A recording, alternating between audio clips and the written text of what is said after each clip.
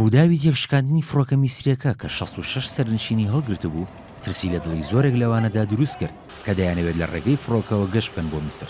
بۆ پێی لە ماوەیەکی کەمدا ئاسمانی میسر ژمارەی ڕووداوی دیکەی فڕۆکەی بەخۆوە بینیوە و لە مێژووی فڕۆکەوانی میسریشدا 11 ڕووداوی فڕۆکە ڕوویان داوە. لە حەفتەی کانونی یەکەمی ساڵی 1930دا دوو برای ئەمریکی کە ئەوانیش ئۆرڤێل و وێلبەر بوون توانیان یەکەم فڕۆکە لە مێژوودا دروست بکەن کە توانای فڕینی هەبێت. لە سەرەتادا فڕۆکە تەنها بۆ مەبەستی گەشتکردن بەکاردەهێنرا، دواتریش بەکارهێنانی چووە بواری سەربازیشەوە. ئەگەرچی لە ڕووی سەلامەتیەوە تا ئێستا گەشتکردن بە فڕۆکە بە سەلامەتترین هۆکاری گواستنەوە دادەنرێت، بەڵام لەگەڵ ئەوەشدا چەندین ڕووداو لە ڕێگەی گەشتکردن بە فڕۆکەی مەدەنیەوە تۆمار کراون کە هۆکاری هەندێک لە ڕووداوەکان دوای تێپەڕبوونی ماوەیەکی دوور و درێژ ئاشکرا بوون. یەکەم ڕووداوی فڕۆکەی مەدەنیش لە مێژوودا لە 7 نیسانی ساڵی 1922دا تۆمارکراوە کە دوو فڕۆکە لە ئاسمانی باکووری پاریسی پایتەختی فەڕەنسادا بەیەکیاندادا. هۆکارەکانی ڕووداوەکانی فڕۆکەی مەدەنی لە جیهاندا بەسەر 3 ئاسدا پۆڵێن کراون کە ئەوانیش بوونی کێشی تەکنیکی و نالەباری کەش و هەوا و فڕاندنە. زۆرترین ڕووداوەکانیش بەهۆی کێشەی تەکنیکی و نالەباری کەش و هەواوە بوون و کەمترین ڕووداویشیان بەهۆی فڕاندنەوە بووە. یەکەم ڕووداوی فڕاندنی فڕۆکە لە مێژوودا فڕۆکەیەکی بازرگانی بوو کە لە ساڵی 1940دا لە گەشتێکی نێوان هۆنگکۆنگ و دوورگەی ماکاوی چیندا فرێنراو. فرێنەرەکەی فیشەکێکی نا بە کاپتنی فڕۆکەکە و بەهۆیەوە فڕۆکەکە کەوتە ئاوە.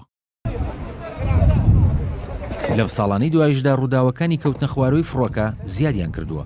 لە ساڵانی نێوان 1996 و 2002دا زۆرترین ڕووداوی فڕۆکە تۆمار کراون کە 66 ڕووداو بوون و بەهۆیانەوە نزیکەی 9122 کەس بوونەتە قوربانی.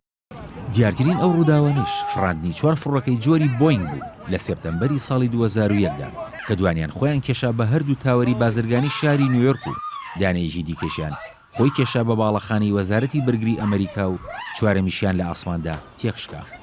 ساڵی 2002 بە ساڵێکی سەخت بۆ فڕۆکەوانی جیهانی دادەنرێت کە تیایدا 10 ڕووداو تۆمار کراون و بەهۆیانەوە 1170 کەس بوونەتە قوربانی. ساڵی 2009 لە ڕووداوێکی ناوازەدا کاپتنی فڕۆکەیەک لە جۆری ئێرباس A320 بەهۆی وەستانی هەردوو بزوێنەرەی فڕۆکەکەیەوە ناچار بوو فڕۆکەکەی لەسەر ڕووباری هێدسۆن لە شاری نیویۆرک بنیشێنێتەوە و گیانی سەرجەم سەرنشینەکانی کە 155 کەس بوون ڕزگار بکەن.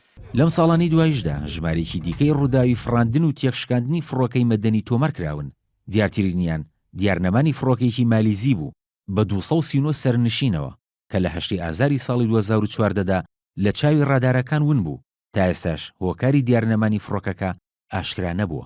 لە سیوێکی تشرینی دووەمی ساڵی 2015دا فڕۆکەیەکی ڕووسی لە ئاسمانی نیمچە دوورگەی سینا لەلایەن چەکدارانی داعشەوە تێکشکێنرا و سەرجەم سەرنشینەکانی کە 224 کەس بوون گیانیان لەدەستدا.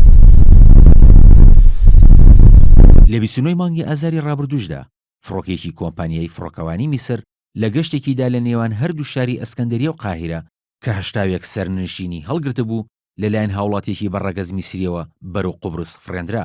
بەرپرسانی ئەمنی قوبرسیش ڕایانگەاند ڕووداوەکە کارێکی تیرۆریستی نەبووە. بەڵام لەگەڵ ئەوەشدا مەرج نییە لە هەموو ڕووداوێکی فڕۆکەدا سەرجەم سەرنشینەکان یان لەدەست بدەن، چونکە هەندێکیان بە پێی بارودۆخی ڕووداوەکان و شوێنی کەوتنی فڕۆکەکانەوە چانسی ئەوەیان دەبێت بە زیندوی بمێننەوە. ئەگەر چیش ئەو حاڵەتانە دەگمەنن. کاروان شێخ موحسین NRT